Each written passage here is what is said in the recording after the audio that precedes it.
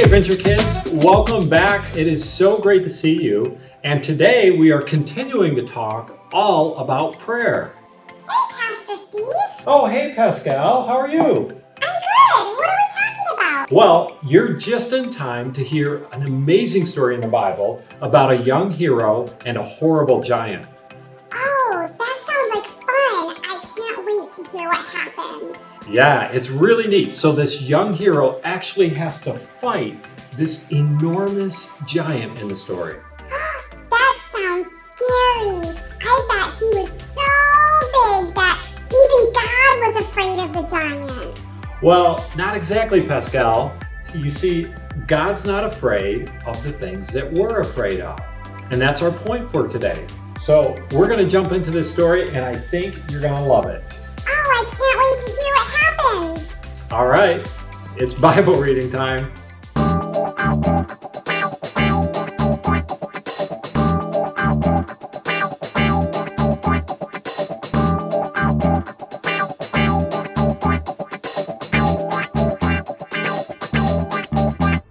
God's people had some really scary enemies, but the Philistines were the scariest of them all. And now the Philistines had come to fight them. The Philistines had a secret weapon called Goliath. Goliath was a terrifying soldier, and worst of all, a giant. A giant so strong and so tall and so scary that no one had ever been able to fight him and live to tell the tale. So there they were, the Philistines standing on top of one hill, God's people standing on top of the other. Every day, Goliath came out and shouted, "Send out your best soldier to fight me. If he wins, we will be your slaves. But if I win, you will be our slaves." No one spoke. No one moved. Chickens, Goliath bellowed. your God can't save you. I'll rip your heads off and have you on toast. His beady, greedy eyes glowered at them hungrily from under his horrible helmet, as if any minute he really might just gobble them all up. And he laughed his terrible laugh.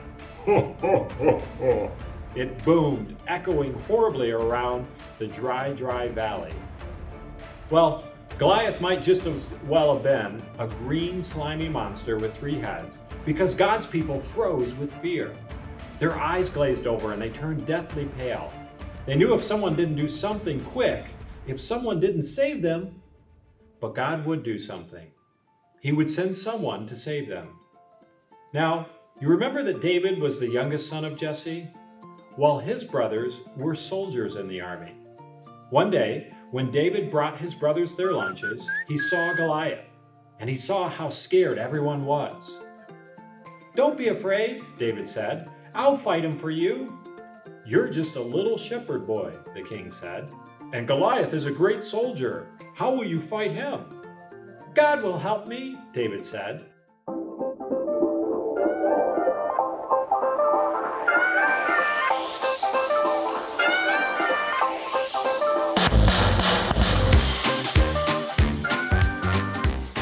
Why did the Swedish Navy put barcodes on their ships?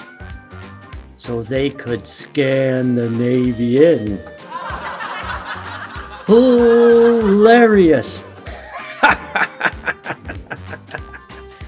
thought about going on an all-almond diet, but that was just nuts. That there was funny. What does a nosy pepper do? It gets jalapeno business. And now to leave you with some words of wisdom and things to ponder. There are more fake flamingos in the world than real ones. Why do feet smell and noses run? Why is it called Hamburg when it's made out of beef? Albert out. Peace.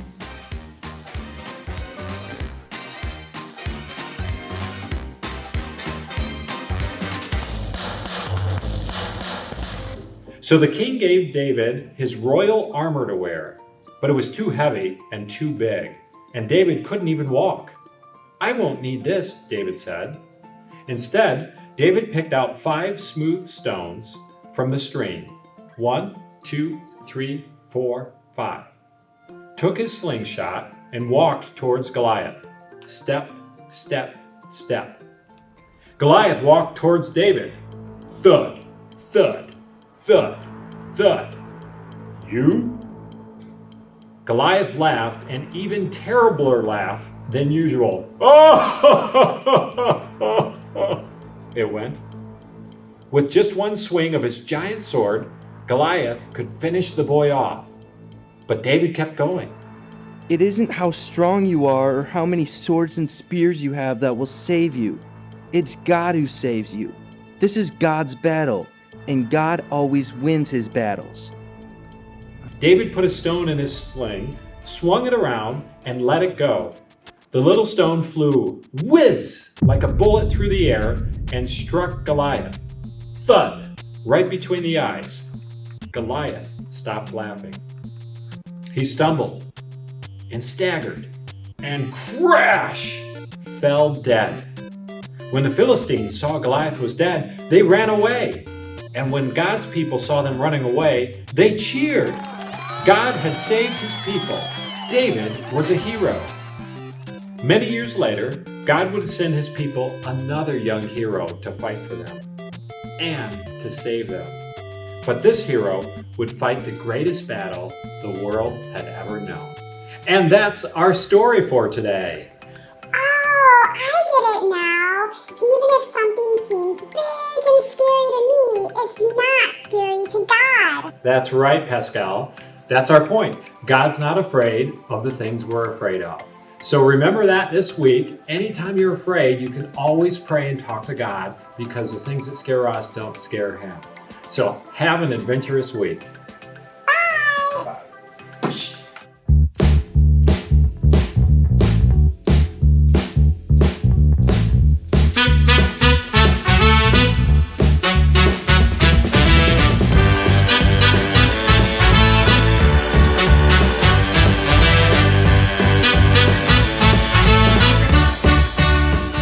Okay kids, this is the part of the show where you write your questions to me, Jake, and I answer them. So let me grab my mailbag.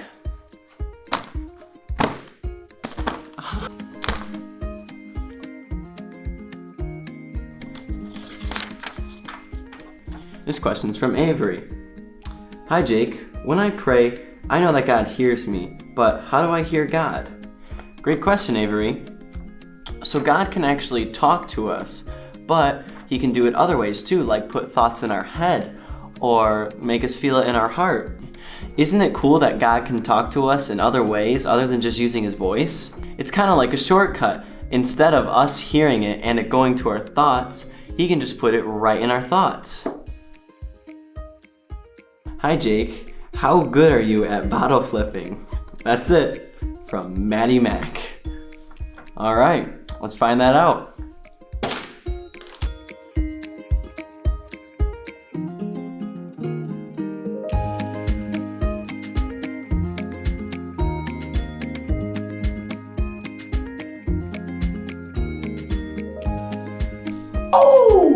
Obviously I'm really good. So if you have a question that wants to be answered by me, just go to ourcalvary.org/kids and look for the big envelope and you can send in your questions there.